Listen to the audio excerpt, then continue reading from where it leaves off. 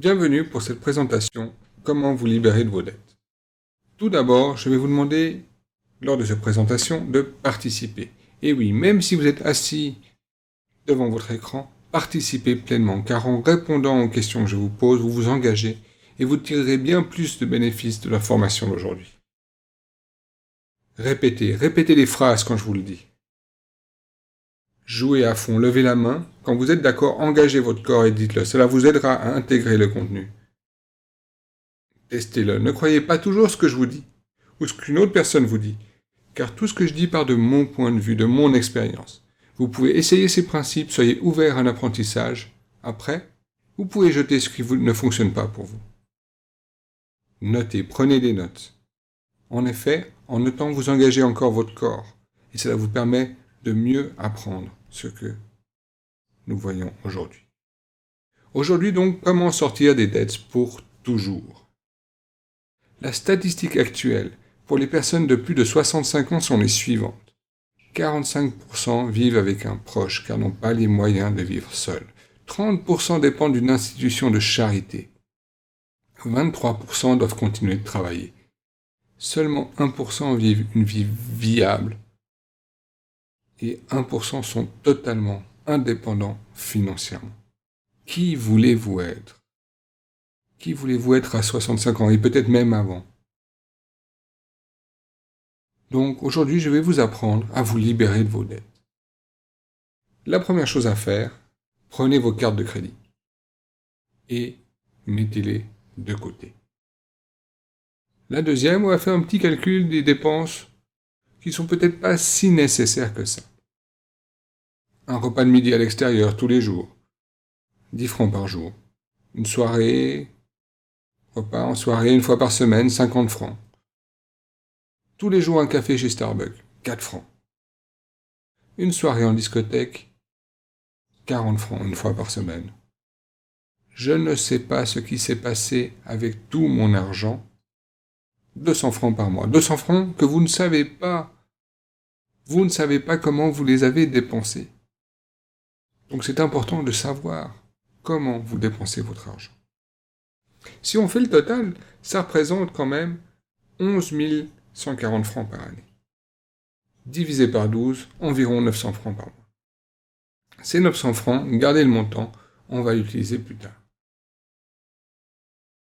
Maintenant, je vais parler de vos cartes de crédit. Prenez une tasse, mettez-les à l'intérieur, remplissez la tasse d'eau et mettez-la au congélateur. Vous ne touchez plus vos cartes de crédit jusqu'au moment où vous avez remboursé la totalité de vos dettes. Sur une feuille, vous faites un tableau avec 7 colonnes. Dans les 3 premières, vous allez remplir avec l'origine de la dette, le montant de la dette et dans la 3e colonne, le paiement mensuel minimum que vous pouvez faire. Voici l'exemple.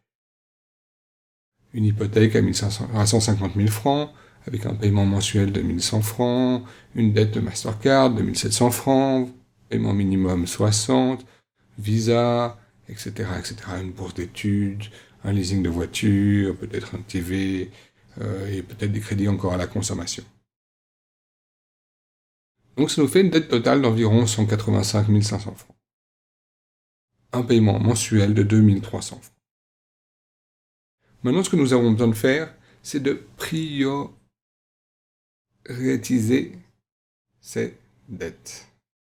Donc à chaque dette, on va trouver combien de temps cela nous prend pour la rembourser. Pour ce faire, on va diviser le montant de la 2e colonne par les paiements mensuels de la 3e.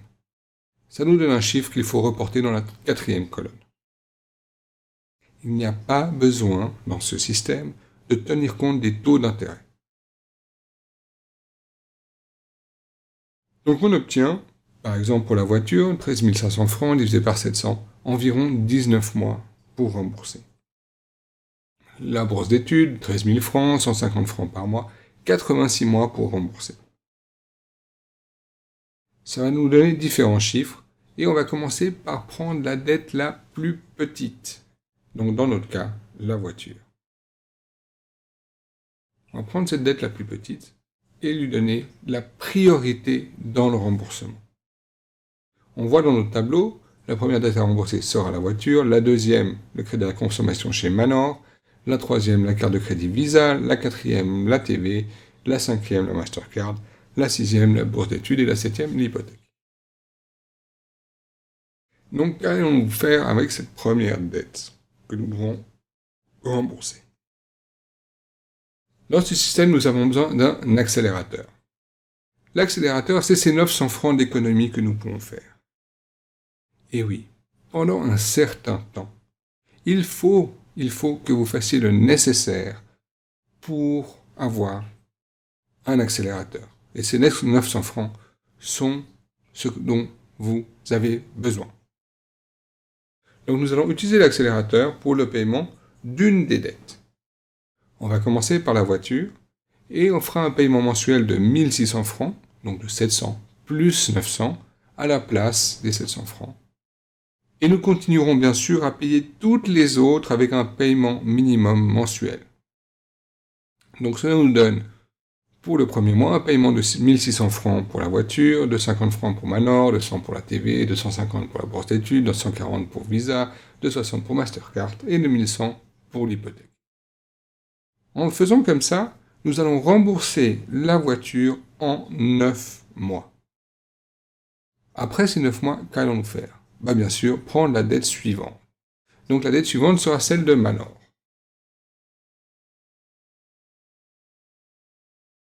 Nous gardons l'accélération et rajoutons bien sûr le montant que nous utilisions avant pour la voiture.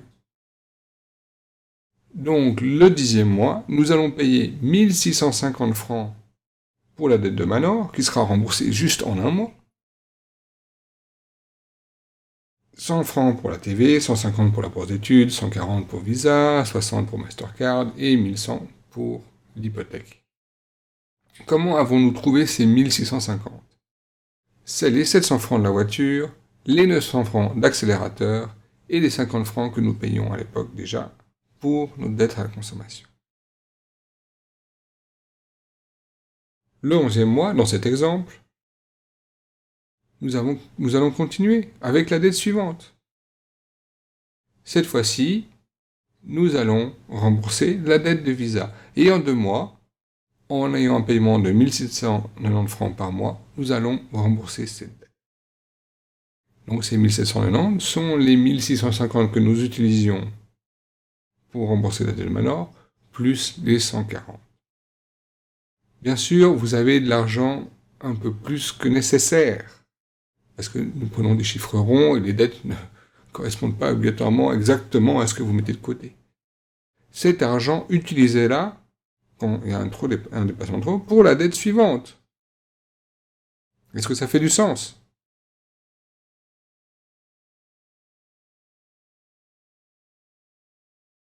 Nous continuons, bien sûr, et ainsi de suite, et ainsi de suite, toujours en ajoutant les montants des paiements des dettes déjà réglés. Après 2 ans, la seule dette qui nous restera est la dette hypothécaire. C'est environ la moyenne que les gens ont pour s'en sortir, pour devenir sans aucune dette. Bien sûr, il vous reste la dette hypothécaire. Mais donc, en 22 mois, vous avez réglé la totalité de vos dettes. 22 mois, environ 2 ans. Pourquoi s'arrêter là? En 6 ans, vous pourriez avoir réglé la totalité de vos dettes et ne plus en avoir du tout. En 6 ans, vous pouvez régler votre dette hypothécaire aussi. Maintenant, vous pouvez sortir votre carte de crédit du congélateur. Et bien sûr, ne plus jamais les utiliser. Vivez avec du cash. Vivez avec du cash, ça vous permettra d'avoir un meilleur contrôle de ce que vous dépensez. On voit bien qu'en 71 mois, un peu moins de 6 ans, vous avez réglé la totalité de vos dettes. Quelle sensation cela fait-il, après 6 ans, d'être sans aucune dette?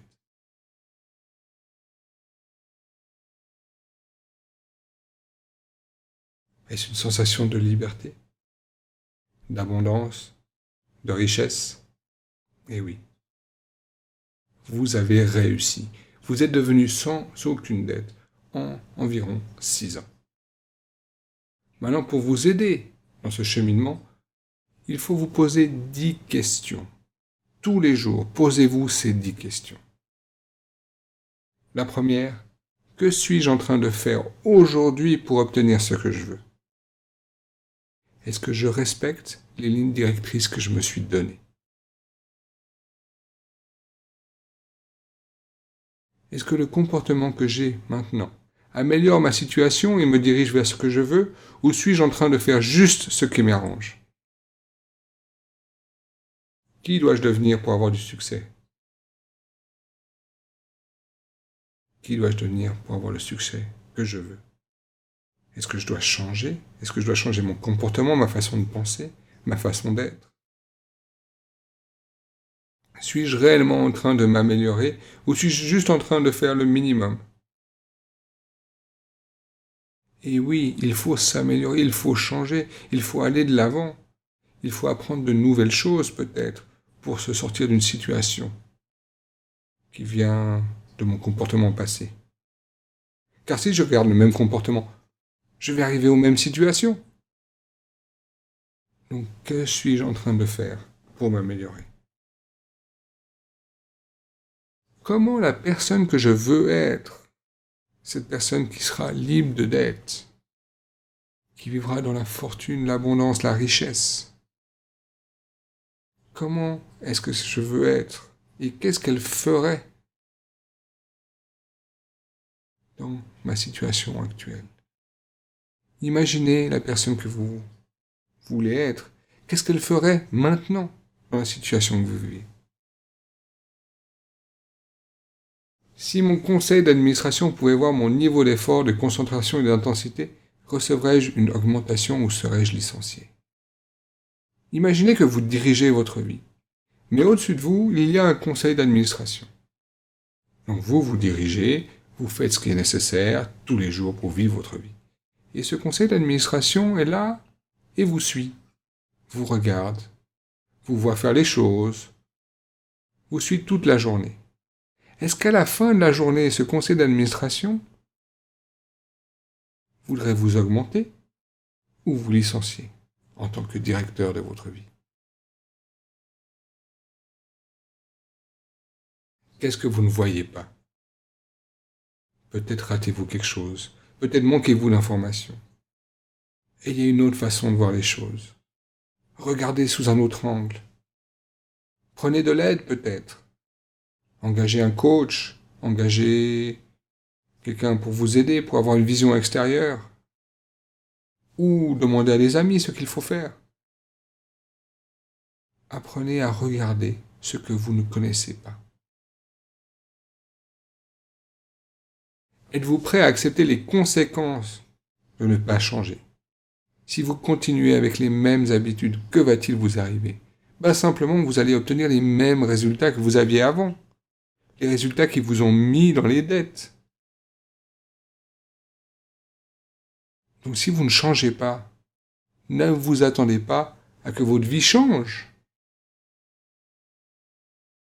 Donc êtes-vous prêt à accepter les conséquences de ne pas changer? Qui contrôle votre vie? Qui a le contrôle? C'est vous. Soyez responsable, prenez la responsabilité de vos actes. C'est uniquement vous qui contrôlez votre vie et qui est responsable pour ce qui vous arrive. Vous êtes responsable de ce qui vous arrive.